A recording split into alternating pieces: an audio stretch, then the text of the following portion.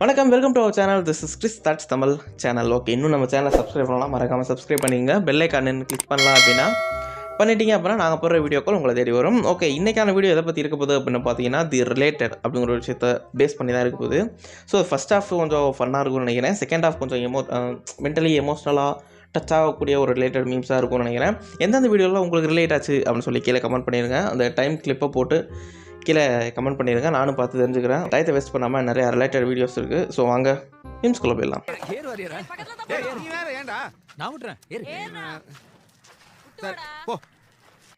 First வந்து ஒரு ஆரம்ப காலகட்டத்தில் 19 கிட்ஸ் vs 2K கிட்ஸ் அப்படின்னு இருக்குல்ல, ஸோ அது ரிலேட் பண்ணி தான் ஒரு மீம் இருந்துச்சு. எனக்கு ரொம்பவே ரிலேட் ஆச்சு. உங்களுக்கு ரிலேட் ஆச்சு அப்படின்னா கீழே கமெண்ட் பண்ணிடுங்க. ஓகே, இது என்ன நடக்குதுன்னா, அந்த பாப்பா அவன் பாட்டியில் போட்டு உடைச்ச கடையில், அப்போ அவங்க அம்மா வந்து அழுவக்கூடாதுப்பா, தெரியாமல் விழுந்துருச்சுல, நீ எதுவும் மனசில் எதுவும் வச்சுக்காத அப்படின்னு சொல்லிட்டு அந்த பொருளில் மென்டலாக பாதிக்கப்பட்டிருக்கும் அப்படின்றத அந்த தாய் உணர்ந்து உடைக்கக்கூடாது, ஓகேவா அப்படின்னு கொஞ்சம் பாசமாக பேசுகிறாங்க. 19 கிட்ஸுக்காக waiting.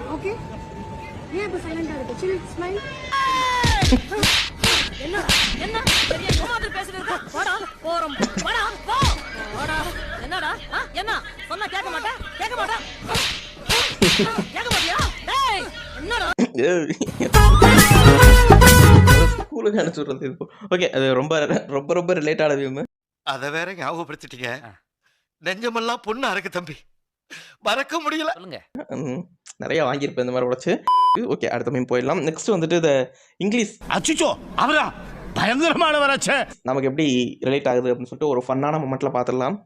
Decrease me there. what? No, leave me alone. Put me down. No. Download me there. download where? Oh, your home. My home? No, she's home. Okay, RIP English. நம்ம பேசுறத விட கொஞ்சம், நான் பேசுறத விட கொஞ்சம் நல்லா தான் பேசுறாங்க. Okay, install me there. How life treats you. இது கண்டிப்பா எல்லாத்துக்கும் ஃபீல் பண்ணிருப்பீங்கன்னு நினைக்கிறேன். இப்படிதான் போய்கிட்டு இருக்கு போல பொழப்பு. அடுத்ததா me solving problems from my life. Okay,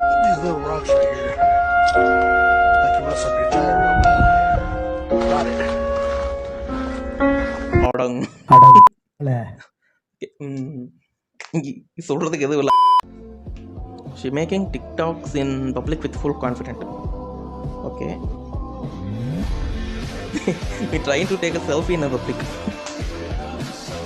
Perfect sync to me.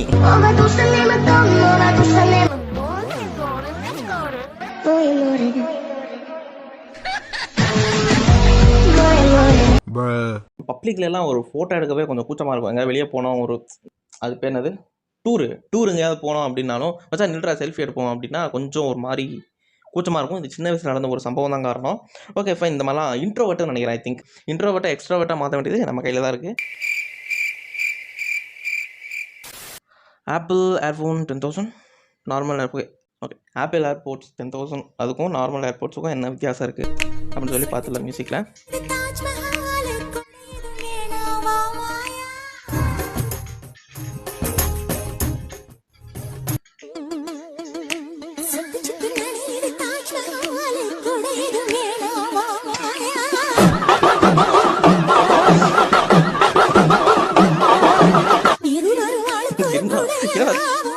சாவு குத்தெல்லாம் கேட்குது.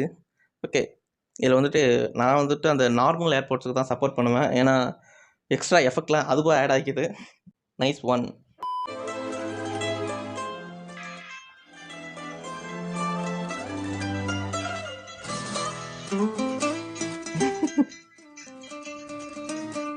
Confirmation.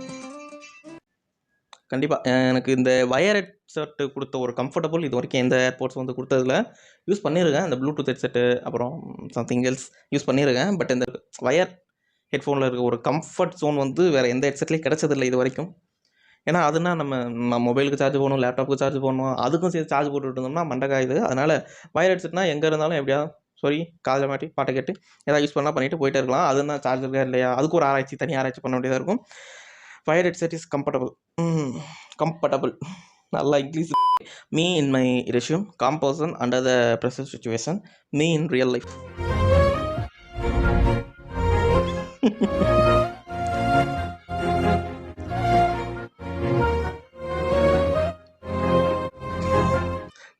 Perfect sync to my life. கரெக்டாக பர்ஃபெக்டாக சிங்க் ஆகுது.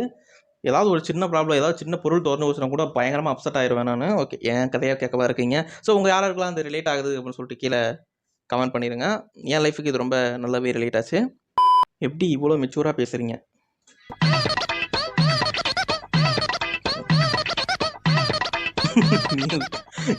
சரிப்படி சரிப்படி. நான் இப்போ அந்த வேலை வாங்கிட்டே வந்துட்டு இருக்கேன். இன் ப்ராசஸில் போயிட்டு இருக்கு. வெக்கமா இல்ல? ஸோ மெச்சூரான டாக் எப்போ வரும் அப்படின்னு தான் தெரியல. லாட் ஆஃப் சிறுபடிக்கு அப்புறம் திரும்ப பண்ண தப்பையே திரும்ப பண்ண வேண்டியதாக இருக்கு.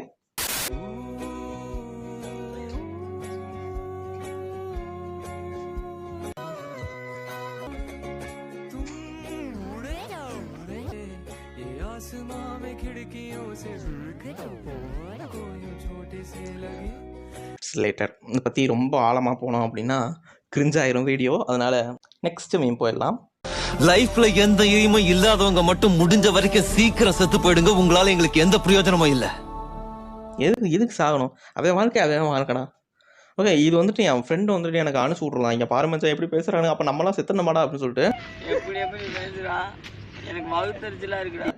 லைஃப்பில் எந்த எய்மும் இல்லைன்னா சீக்கிரம் செத்துறாங்களா? ஒருத்தங்கிட்ட அந்த எய்மு இல்லை அப்படின்னா அவன் வாழ்க்கையை எய்ம் இல்லாமல் அவன் ஹாப்பியாக இருக்கானா அப்படின்னு கேள்வி கேட்டு ஒருவேளை அவன் பதில் நான் ஹாப்பியாக தான் இருக்கேன் அப்படின்னா அவன் வாழ்க்கை அவன் வாழ்ந்துக்கிட்டு இருக்கான்னு அர்த்தம். இந்த மாதிரி எய்மு, போட்டி, பொறாமை அதிலெல்லாம் ஈடுபாடு இல்லாமல் வாழ்ந்துட்டு இருக்கான்னு அர்த்தம். ஆக்சுவலாக எனக்கு எய்ம் இருக்குதா இல்லைன்னு சொல்லலை.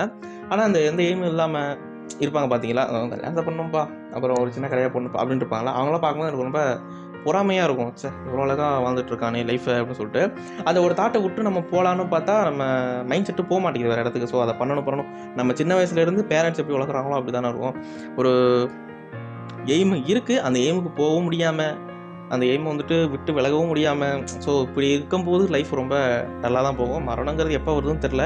ஒருவேளை நாளைக்கே மறுகையாக சாலை ஆகும்போது சார் லைஃப் போச்சே அப்படின்னு தாட் வர்ற மாதிரி இல்லாமல் லைஃப்பை வாழ்ந்துட்டேன்ப்பா அப்படின்னு ஒரு எண்ணம் வந்தால் அதுதான் மேட்ரு. ஸோ எய்ம் இல்லாமல் இருக்கிறது நல்ல விஷயந்தான். அதுக்காக சாகலாம் வேணாம் சொல்ல வரேன் அப்படின்னு உங்களுக்கு புரியுதுல.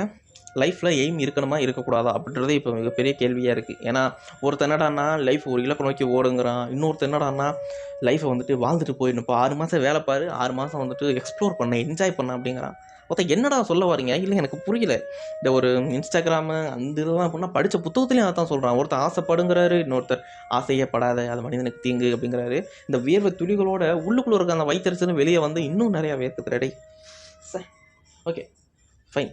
சந்தேகத்தை கொஞ்சம் தீர்த்து வைங்க. என்ன முருகேஷா? அதாவது ஆசைப்படலாமா, இல்லை இருக்கிற லைஃப்பை என்ஜாய் பண்ணி வாழ்ந்துட்டு போயிடலாமா, இல்லை ஒரு எய்ம் ஒத்துக்கிட்டு அதை நோக்கி ஓடலாமா?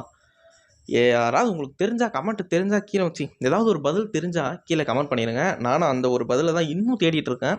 முடியல. ஒரு சில நேரம் மோட்டிவேட்டாக இருக்குது, ஒரு சில நேரம் வந்துட்டு லைஃப் வந்துட்டு இப்படி தான் இருக்கணும், ஒரு என்ஜாய்மெண்ட்டாக இருக்கணும், நம்ம வந்துட்டு ஃபீல் பண்ணணும் லைஃப்பை அப்படிங்கிற மாதிரி இருக்குது. ஒரு சில நேரம் கம்மா பில்லியனர் ஆகணும், ஓடு இலக்கு நோக்கி ஓடு அப்படின்ட்டு இருக்குது. எங்கிட்டாவது ஓடிலாம் போல இருக்கு. பைத்திய பேர் புலம்பிட்டு இருக்கேன். இந்த லாஸ்ட் இதை பார்த்து சரியாக ட்ரிகர் ஆக்கி விட்டுருச்சு. அதனால் அவன் லைஃப் அவன் வாழுங்க. Okay fine. தேங்க்யூ ஃபார் வாட்சிங். This is Chris, that's Tamil channel. இன்னும் நம்ம சேனலை சப்ஸ்கிரைப் பண்ணாமல் மறக்காமல் சப்ஸ்கிரைப் பண்ணிக்கோங்க. பெல் ஐக்கான் கிளிக் பண்ணிக்கோங்க. அப்போ தான் நாங்கள் போகிற வீடியோ உங்களை தேடி வரும். Okay bye bye. அமுக்கு டுமுக்கு அமால் டுமால்.